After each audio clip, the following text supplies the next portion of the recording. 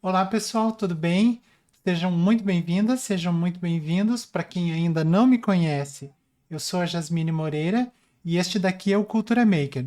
O Cultura Maker é um canal voltado a projetos do mundo maker, eletrônica, impressão 3D e outras tecnologias interessantes que a gente pode aplicar no dia a dia.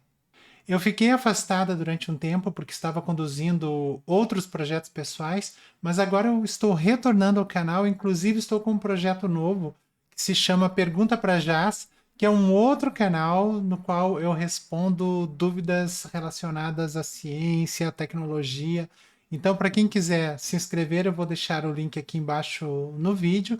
É um canal que eu estou criando agora, então não tem muito conteúdo, mas a ideia é que ele seja um canal bem bacana para a gente conversar sobre os mais diversos temas. E para retomar o canal, eu pensei em atualizar a playlist dos fundamentos de impressão 3D.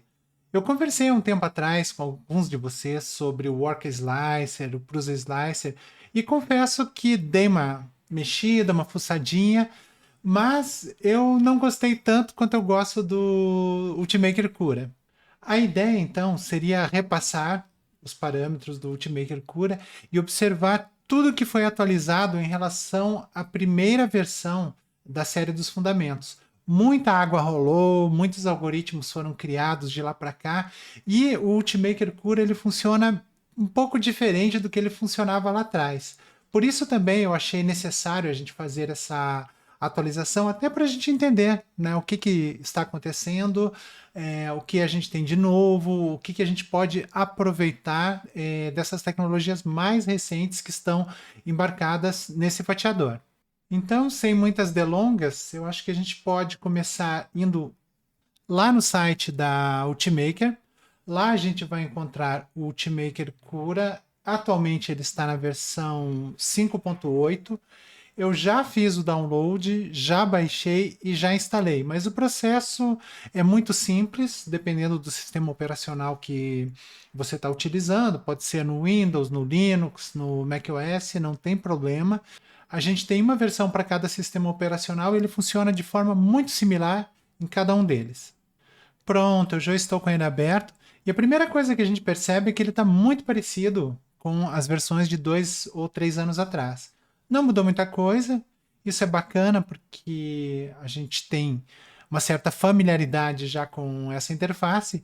E também é interessante porque, pelo que eu andei lendo e andei testando, ele já possui algumas pré-definições que são muito boas. Eu lembro que a gente sofria muito há uns anos atrás, porque a gente tinha que fazer toda a configuração do zero para cada impressora, a gente tinha que fazer ajustes finos para cada peça. Então, muito dos vídeos que eu produzi lá atrás, dos conteúdos que, principalmente dos vídeos live, etc., são relacionados a configurações específicas para casos específicos, peças muito específicas, e isso, em parte, já está superado. Obviamente que a gente tem que conhecer a fundo ainda o processo, porque tem configurações, ou melhor, tem peças e tem projetos que não serão atendidos por essas configurações padrão, mas as configurações padrão, de maneira geral, elas já atendem a grande maioria dos casos.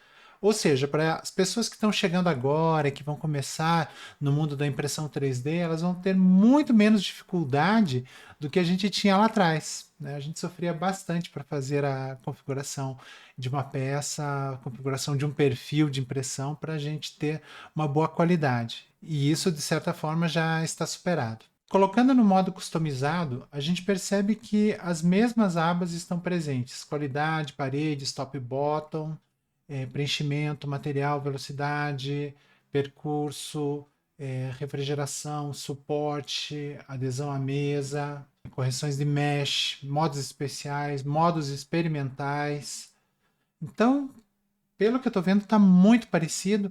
E o que a gente vai fazer é isso. Eu vou criar a série de vídeos passando por cada uma dessas abas novamente e explorando cada um dos parâmetros.